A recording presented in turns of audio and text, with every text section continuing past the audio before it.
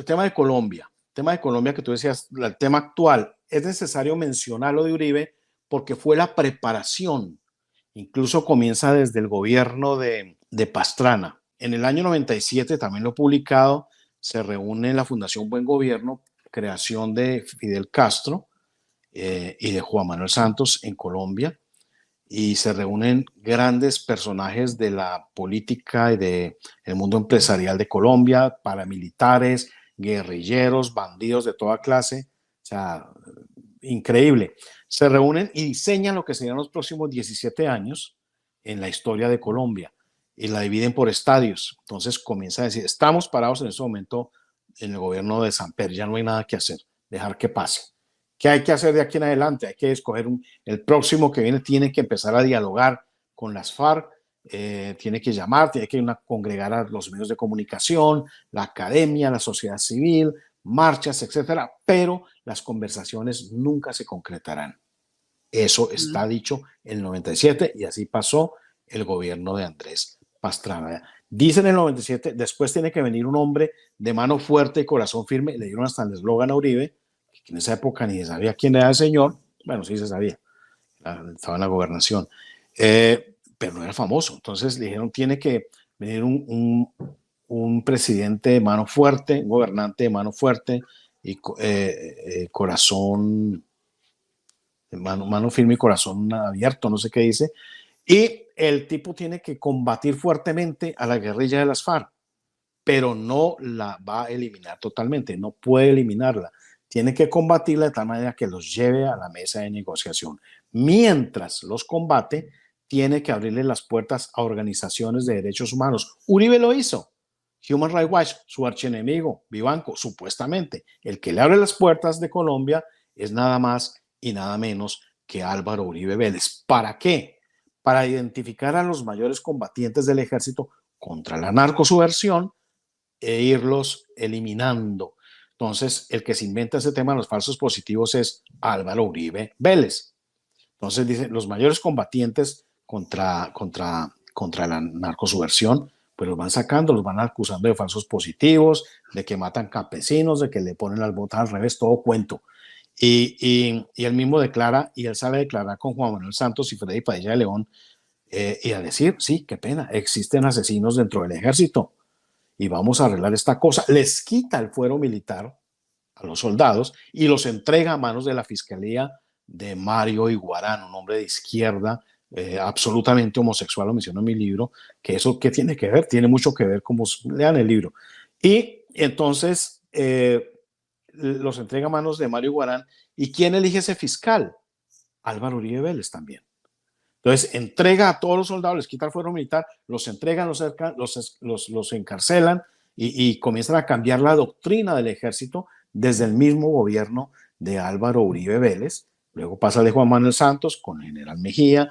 La traición de Santos no fue una traición ideológica, porque Santos hizo, y lo han dicho, y se puede comprobar, que las conversaciones de paz con las FARC y con el ELN venían desde el mismo gobierno de Álvaro Uribe Vélez.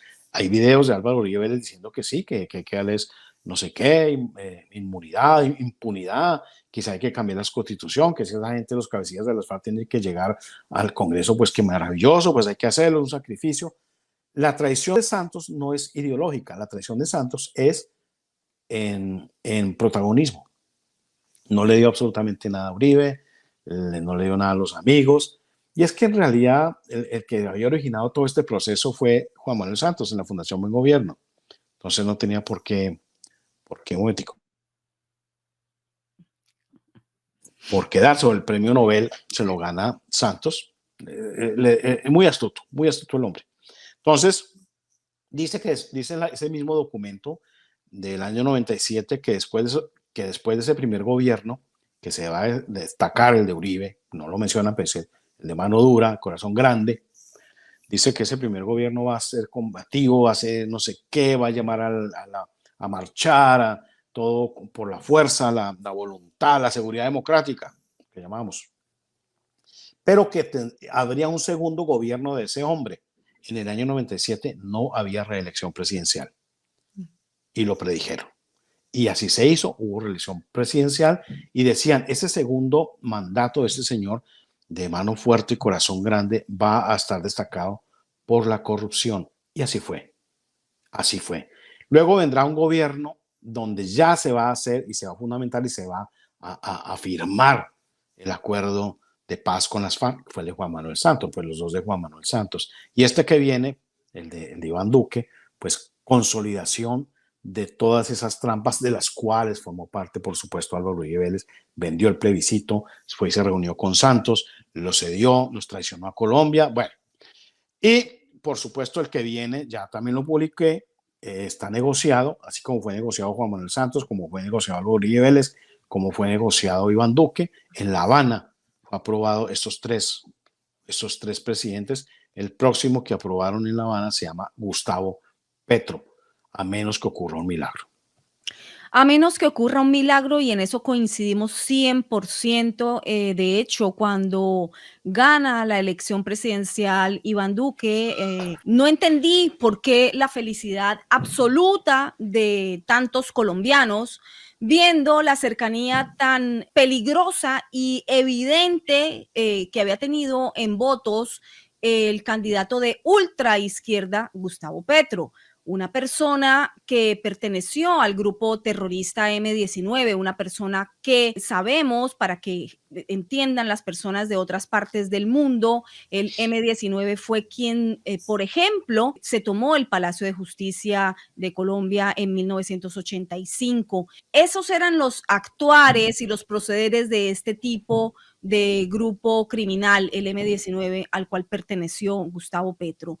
Y estuvo metido en muchos episodios del M-19, porque el tipo es muy inteligente, lo reconoce el mismo Álvaro Uribe Vélez, porque son muy cercanos, ya voy para allá, y Uribe le está dando el espaldarazo ahí, entre comillas, como es un hombre muy inteligente, pues no es tan malo, es un tipo muy inteligente. Bueno, en todo caso,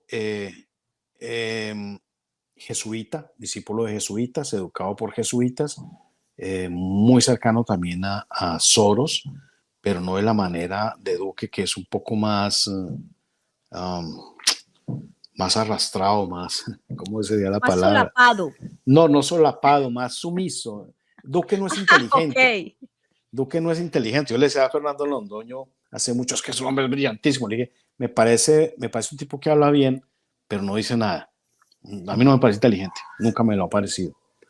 Es muy vanidoso, muy ufano, muy inteligente Santos.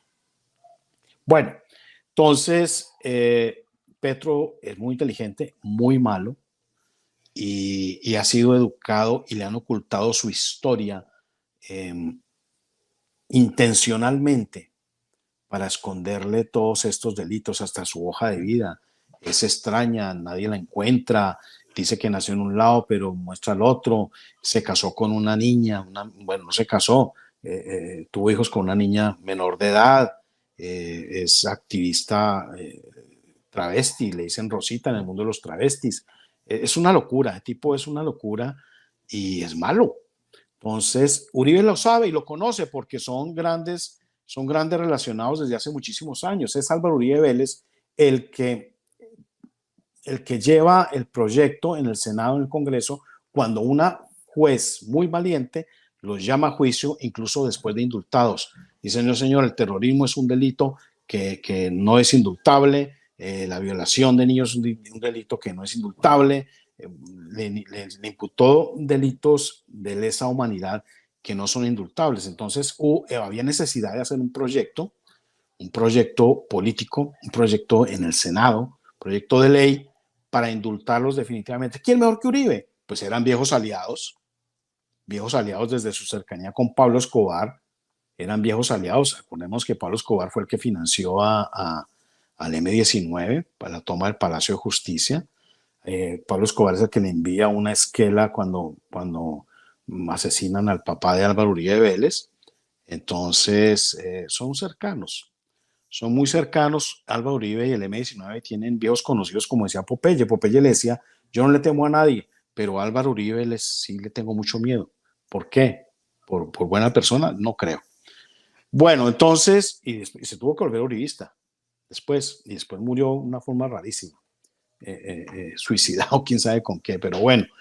Eh, Resulta entonces que Álvaro Uribe Vélez es un viejo conocido y benefactor del M-19 y al revés, toda la gente que ha rodeado cercanamente a Álvaro Uribe Vélez, vuelvo y lo digo, ha sido maoísta. Entre eso estaba Iván Márquez, por supuesto, el tipo es de las FARC, movimiento stalinista, pero Iván Márquez es evidentemente maoísta, como él mismo lo ha manifestado. Estaba Iván Márquez, Angelino Garzón, otro bandido, Eber Bustamante, Chávez, ¿cómo se llama? Ignacio Chávez, Oti Patiño, todos bandidos del M-19. ¿Quién nos indulta? Álvaro Uribe Vélez. Es el autor del proyecto político de indulto que acoge muy bien el Congreso y cuenta final. Y no pasó aquí absolutamente nada. Siempre han sido muy, muy cercanos. Luego se inventan cuando viene Duque. Yo lo publiqué por esa época. Le dije, van a inventarse un coco para elegir a Duque. Y de una vez el coco lo van a tener programado para dentro de 4 años. Y escogen a Petro. Coco, que no tenía ni 300.000 votos, es un hombre que no tiene 300.000 votos, con toda seguridad, que había acabado de hacer una alcaldía nefasta, que no tenía absolutamente ninguna imagen política, una investigación por corrupción que le hizo la Procuraduría Alejandro Ordóñez, que después se la tumbaron, pero un bandido, un ampón de barrio bajo, y subirlo de esa manera como lo subieron, enfrentarlo. Entonces, al confrontar esas dos grandes corrientes supuestamente contradictorias del uribismo y el petrismo, pues la gente se dejó a votar por Iván Duque, pero estaba programado que era para ablandar, porque hubiera subido Petro en ese momento, se arma una guerra civil, porque llega Petro a decir, la JEP se queda, como dice el uribismo, y se le arma una pelotera en las calles. Llega a decir Petro, vamos a subir impuestos y ya lo habían tumbado. O sea, necesitaban esto, que la gente diga, ¿será bueno? ¿Será malo? Es que Iván Duque es como chévere, pero es que se equivoca. Necesitaban a un Duque, un tonto, que hiciera la transferencia hacia lo que viene con Petro. O sea, no es que Petro sea el coco fue Uribe, que se hizo pasar de derecha y le ha hecho todos los favores a la izquierda. Ese ha sido el gran coco, el gran error de los colombianos, haber votado por Álvaro Uribe Vélez. Luego viene el próximo, que es ya Petro, pero es una consecuencia de lo que ha pasado. Entonces viene y eligen, por ejemplo, María Fernanda Cabal. María Fernanda Cabal yo la estimo mucho, no votaría por ella por el tema que es abortista y pro ideología de género y eso. Me parece que eso no es bueno para un país. Pero era la única que podía enfrentársele a Petro. Y se lo advertí. Y le dije, no van a dejar llegar a María Fernanda Cabal porque es la única que puede poner el pie encima a Petro dentro del uribismo.